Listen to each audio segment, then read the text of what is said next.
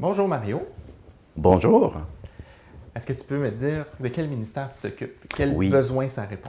oui, exactement. Je suis le responsable du ministère de l'École du dimanche.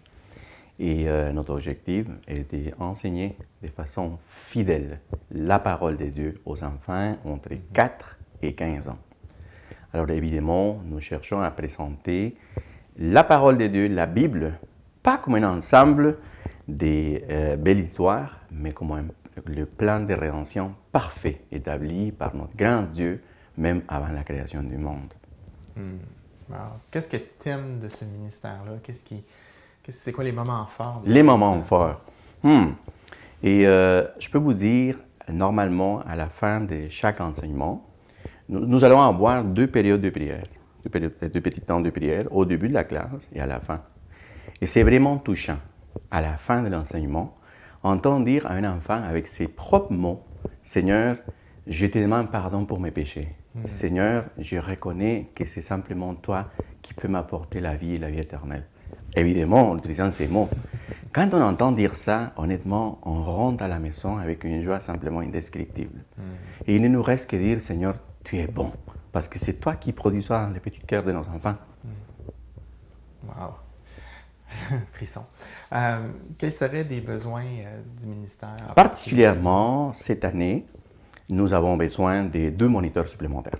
Oui, un moniteur ou monitrice qui peut travailler avec les enfants entre 4 et 6 ans et un autre moniteur suppléant. Oui, effectivement, parce qu'il y a des besoins, il y a parfois des absences qui sont programmées ou non programmées chez nos moniteurs et monitrices. Et là, nous avons besoin d'une ressource supplémentaire qui peut nous permettre précisément de couvrir ce type de situations pendant l'année.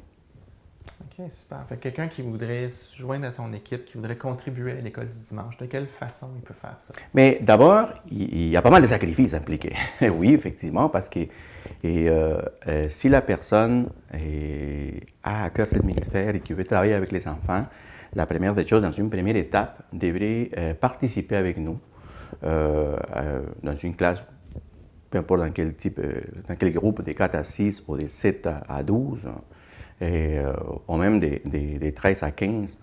Et pour regarder comment que ça se passe, la formation, la dynamique que nous suivons. Alors, ça peut leur permettre d'avoir une idée d'exactement comment est-ce qu'aujourd'hui est présenté chaque enseignement aux enfants. La deuxième chose, oui, évidemment, quand je parle de sacrifice, oui, quand on doit préparer la classe, il va falloir sortir un peu notre zone de confort pour dédier une partie de la semaine pour préparer les enseignements. Nous avons pas mal de matériel qui est vraiment pertinent et qui nous permet précisément de bien préparer une classe. Alors voilà, du temps pas seulement pour la préparation de la classe, mais aussi du temps pour prier. Parce que pendant la semaine, on demande à tous nos moniteurs de pouvoir prier pour les enfants. Parce qu'effectivement, ce n'est pas seulement la présentation de la formation comme telle, mais aussi le changement que nous aimerions que Dieu puisse produire dans le cœur de nos enfants. Alors la prière est importante à l'intérieur de notre ministère. Si quelqu'un peut, disons, donner un dimanche à tous les 2 mois, ou si quelqu'un peut essayer un peu quelque temps, est-ce que c'est possible de commencer doucement ou il faut... Bien sûr, bien sûr. Notre besoin n'est pas pour tous les dimanches et on est capable de s'adapter précisément à la disponibilité qu'un frère ou sœur peut avoir dans tous nos agendas qui sont pas mal surchargés pour tout le monde.